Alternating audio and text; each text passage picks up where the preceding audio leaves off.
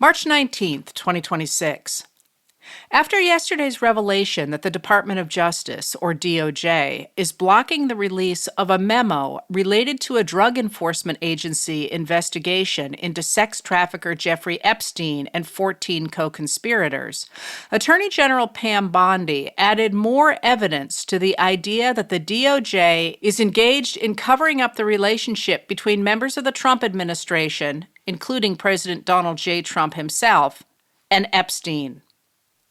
On March 4th, 2026, 5 Republicans joined the Democrats on the House Oversight Committee to agree to subpoena Bondi to testify before it under oath about how the DOJ handled the release of the Epstein files. Committee Chair James Comer, a Republican of Kentucky, issued the subpoena on March 17th, requiring Bondi to appear before the committee on April 14th. Kyle Stewart and Kyla Guilfoyle of NBC News reported yesterday that a DOJ spokesperson said the subpoena was completely unnecessary and said Bondi continues to have calls and meetings with members of Congress on the Epstein Files Transparency Act, which is why the department offered to brief the committee. Yesterday, March 18th, Bondi and Deputy Attorney General Todd Blanche appeared at a closed-door hearing before the committee in which they were not under oath. Democrats asked repeatedly if Bondi intended to comply with the subpoena. She refused to commit. When Summer Lee, a Democrat of Pennsylvania, asked Comer if he would compel Bondi to comply and hold her in contempt if she doesn't, Comer told her she was bitching. Ultimately, the Democrats walked out of the briefing. Talking to reporters, Representative Maxwell Frost, a Democrat of Florida, who has been key to untangling the released Epstein files, said, "To me, it's very clear that the purpose of this entire fake hearing, this fake deposition, is the Attorney General trying to weasel herself out of sitting in front of us under oath, under a bipartisan subpoena. We asked her multiple times, 'Are you going to come and speak with us under oath?' She would not say yes." Frost pushed back on Republican colleagues who argued that the briefing should be enough. "We want her under oath because we do not trust her. Why don't we trust her? Because she's a liar." He noted that in the recent hearing before the House Judiciary Committee about the files, Bondi's documents revealed the DOJ is keeping track of what documents members of Congress are reading. He also noted the DOJ has put up documents related to Trump only when investigators called out that they were missing. "We want her under oath because we don't trust her," Frost reiterated. "We want her under oath because she has shown that she is involved in a cover-up. So we see this for what it is. This is not a briefing. A briefing is when we sit down and we're getting information from the person giving the briefing. That didn't happen here. She sat down, they started the clock like a hearing. It's a hearing. It is a fake deposition where no one can see what's going on, with zero transcription, where it's not on C-SPAN or anything, and where no one is under oath, and they are allowed to freely lie to members of Congress." Director of National Intelligence Tulsi Gabbard, Federal Bureau of Investigation, or FBI, Director Kash Patel, and Central Intelligence Agency, or CIA, Director John Ratcliffe were under oath when they testified yesterday before the Senate Intelligence Committee on worldwide threats. Democratic senators focused on the war with Iran. The administration officials refused to say if they had told Trump that the Iranians could well block the Strait of Hormuz if the U.S. struck in the country. Gabbard tried not to contradict Trump, eliminating from her opening statement that the 2025 strikes against Iran's nuclear enrichment program had obliterated it, and that the country had not started the program up again, for example. When asked why she didn't read that portion of her opening statement, she said she realized her statement was running long. Asked by Senator Angus King, an independent of Maine, if reports that Russia is sharing intelligence with Iran are true, Gabbard seemed to try to hide that information, saying, If there is that sharing going on, that would be an answer that would be appropriate for a closed session. King pointed out that this report is in the public press, so it's not a secret. Again, he asked her if it is occurring. Again, she answered, if it is occurring, that would be an answer appropriate for a closed session. She continued, what I can tell you is that according to the Department of War, any support that Iran may be receiving is not inhibiting their operational effects. King responded, okay, that's sort of the first cousin of a yes. Asked by Senator John Ossoff, a Democrat of Georgia, if the intelligence community assessed that Iran posed an imminent threat, Gabbard said, the only person who can determine what is and is not an imminent threat is the president. In fact, Ossoff pointed out, it is precisely the job of the intelligence community to make such a determination, and he established that the intelligence community did not assess that Iran posed an imminent threat to the U.S. before Trump struck it. Ossoff called Gabbard out for evading a question because to provide a candid response to the committee would contradict a statement from the White House.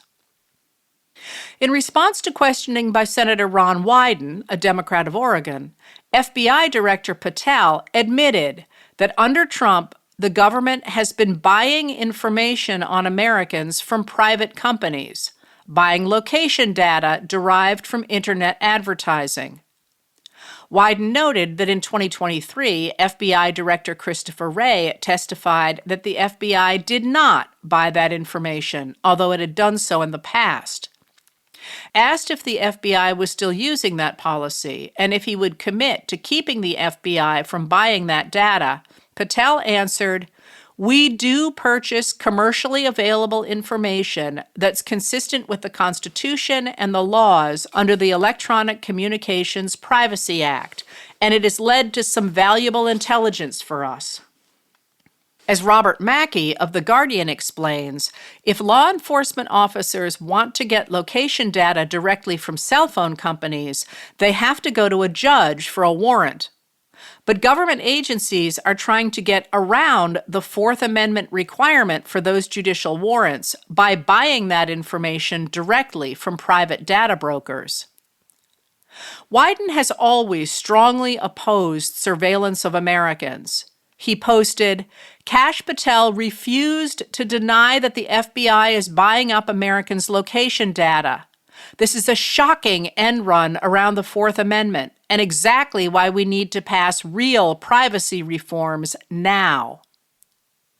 Concerns about data privacy have been heightened since March 10th, when Meryl Cornfield, Elizabeth Dwoskin, and Lisa Ryan reported in the Washington Post on a whistleblower complaint filed in January, saying that a former employee of the Department of Government Efficiency, or DOGE, claimed he had taken 2 highly restricted databases of information about U.S. citizens from the Social Security Administration, where he had unrestricted access, and that he planned to take them to a government contractor.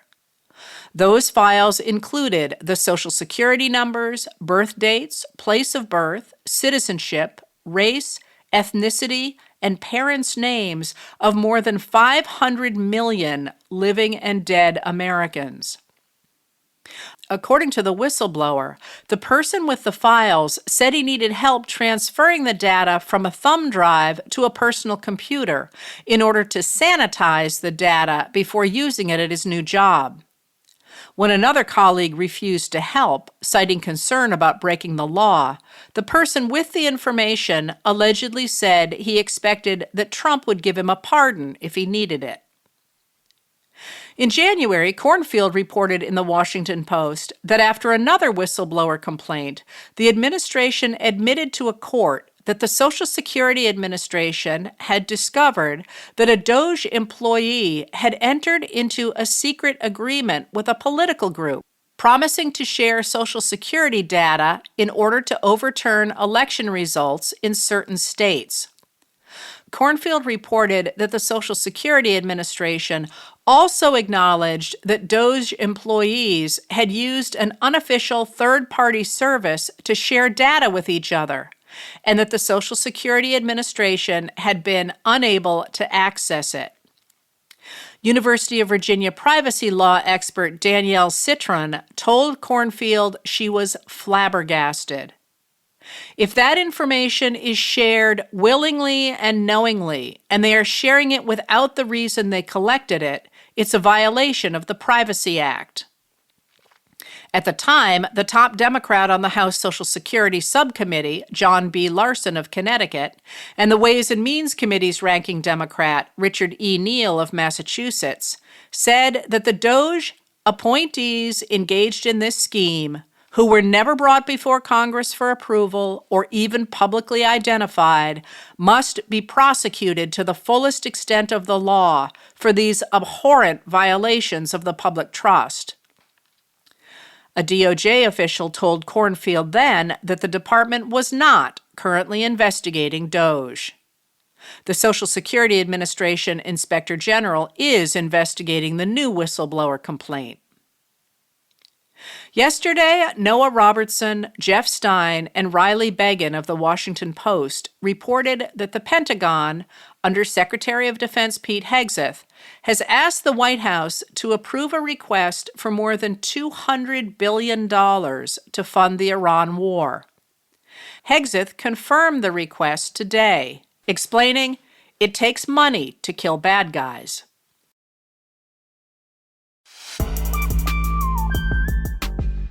Letters from an American was written and read by Heather Cox Richardson.